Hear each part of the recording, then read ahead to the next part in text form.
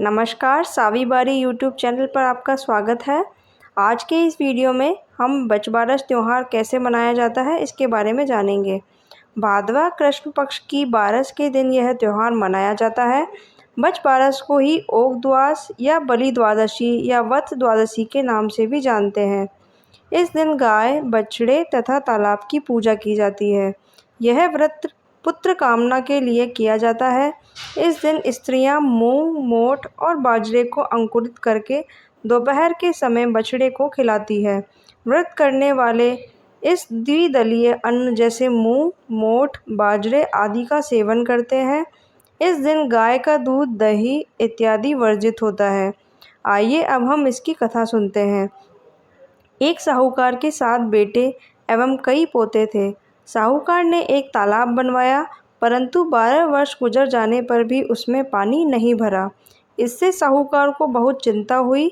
उसने ब्राह्मणों को बुलाकर तालाब में पानी न भर पाने का कारण और उपाय पूछा।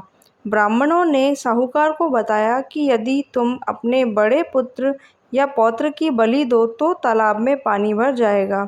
साहूकार ने बड़े पौत्र की बलि दे दी। तभी तेज बारिश हुई और तालाब पानी से पूरा भर गया।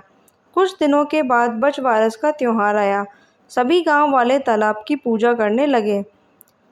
साहूकार के घर से सभी लोग तालाब पूजन के लिए जब चलने लगे तो नौकरानी को उन्होंने कहा कि गेहूं और धाकला बना लेना। गेहूं और धाकला गाय के दोनों बछड़ों के नाम थे।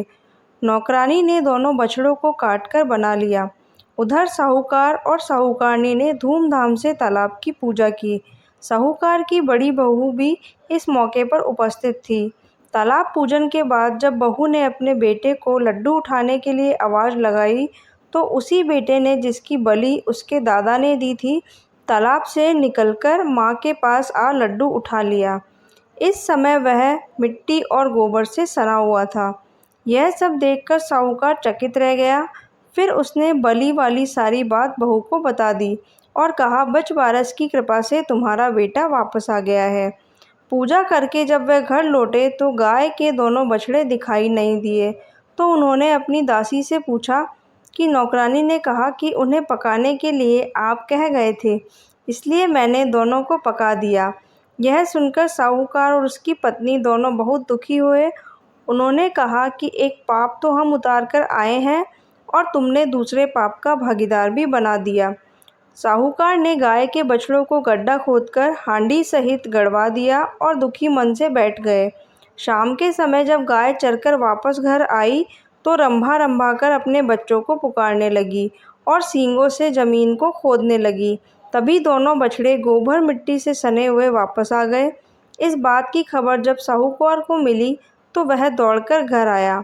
उसने देखा बछड़े अपनी माँ का दूध पी रहे हैं। तभी से साहूकार ने गांव में ढिंडोरा करवा दिया कि हर बेटे की माँ बचबारस के दिन तालाब तथा गाय बछड़े की पूजा करे।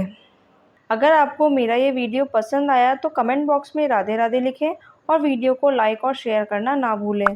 लेटेस्ट व्रत त्यौहार और कथाओं के वीडियो के देखने के लिए सावी बारी यूट्यूब चैनल को सब्सक्राइब करें। धन्यवाद।